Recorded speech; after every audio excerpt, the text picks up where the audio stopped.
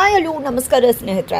ಇಲ್ಲಿ ಆದಿ ಮತ್ತು ಭಾಗ್ಯ ಇಬ್ಬರು ಕೂಡ ಒಟ್ಟಿಗೆ ಅವಾರ್ಡನ್ನು ತಗೋತಾರೆ. ಜೊತೆಗೆ ಇಲ್ಲಿ ಭಾಗ್ಯ ಎಲ್ಲರೂ ಕೂಡ ಒಂದೇ ಮನೆ ರೀತಿ ಕೆಲಸ ಮಾಡಿದ್ರೆ ಆ ಕೆಲಸದಲ್ಲಿ ನಾವು ಖುಷಿಯಿಂದ ಕೆಲಸ ಮಾಡ್ಬೋದು.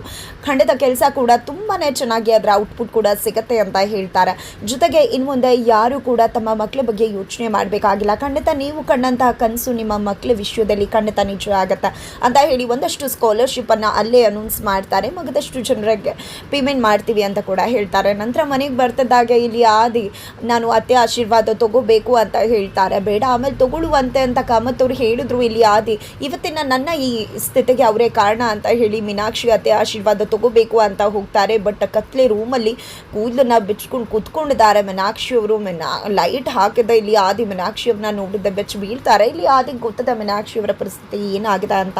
ಈ ಕಡೆ ಅತ್ತೆ ನಿಮ್ಮ ಆಶೀರ್ವಾದ ಬೇಕಾಗಿದೆ. ಇವತ್ತು ನಾನು ಈ ಸ್ಥಿತಿಲಿ ಇದ್ದೀನಿ, ಈ ಅವಾರ್ಡನ್ನು ತಗೋತಿದ್ದೀನಿ ಅಂದರೆ ಅದಕ್ಕೆ ನೀವೇ ಕಾರಣ. ನನ್ನಲ್ಲಿ ಒಂದು ಒಳ್ಳೆ ಗುಣ ಇದೆ, ನಾನು ಒಬ್ಬ ಒಳ್ಳೆ ಮನುಷ್ಯನಾಗಿದ್ದೀನಿ ಅಂದರೂ ಕೂಡ ಅದಕ್ಕೆ ನೀವೇ ಕಾರಣ. ನೀವೇ ನನ್ನನ್ನು ಆ ರೀತಿಯಾಗಿ ಬೆಳೆಸಿದ್ದು, ಅದರಿಂದನೇ ನಾನು ಈ ರೀತಿ ಇರೋದು.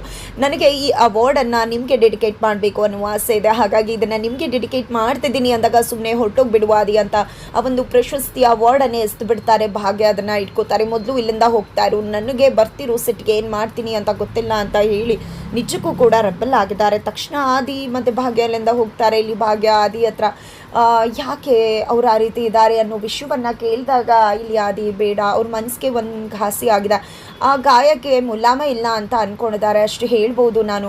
ಅದು ಯಾವತ್ತೂ ಕೂಡ ಬದಲಾಗೋದಿಲ್ಲ, ಅದಕ್ಕೆ ನೋವಿಗೆ ಯಾವುದೇ ರೀತಿ ಔಷಧಿ ಇಲ್ಲ ಅಂತ ಅಂದ್ಕೊಂಡ್ಬಿಟ್ಟಿದ್ದಾರೆ. ಇದಕ್ಕೆ ಹೊರತಾಗಿ ನಾನು ಬೇರೆ ಏನೂ ಹೇಳೋಕ್ಕಾಗಲ್ಲ ಅಂತ ಹೇಳಿ ಆದಿ ಹೇಳ್ತಿದ್ದಾರೆ. ಇತ್ತ ಕಡೆ ಭಾಗ್ಯ ಅತ್ತೆ ಮಾವ ಮಕ್ಳಿಗೋಸ್ಕರ ನಾನು ದುಡಿಬೇಕು ಅಂದ್ಕೊಂಡಿದ್ದೀನಿ ಅಂದಾಗ ಕಾಮತ್ ಅವರು ನಾನು ಒಂದು ಜಾಗ ಹೇಳ್ತೀನಿ ಅಲ್ಲಿ ಹೋಗು, ಖಂಡಿತ ನೀನು ಅಂದ್ಕೊಂಡಾಗತ್ತೆ ಅಂತ ಹೇಳಿ ಹೇಳ್ತಿದ್ದಾರೆ. ಹಾಗಿದ್ರೆ ಮುಂದೇನಾಗತ್ತೆ ಅನ್ನೋದನ್ನು ತಿಳ್ಕೋಬೇಕು ಅಂದರೆ ಮುಂದಿನ ವೀಡಿಯೋಗೆ ವೇಟ್ ಮಾಡೋದನ್ನು ಮರಿ.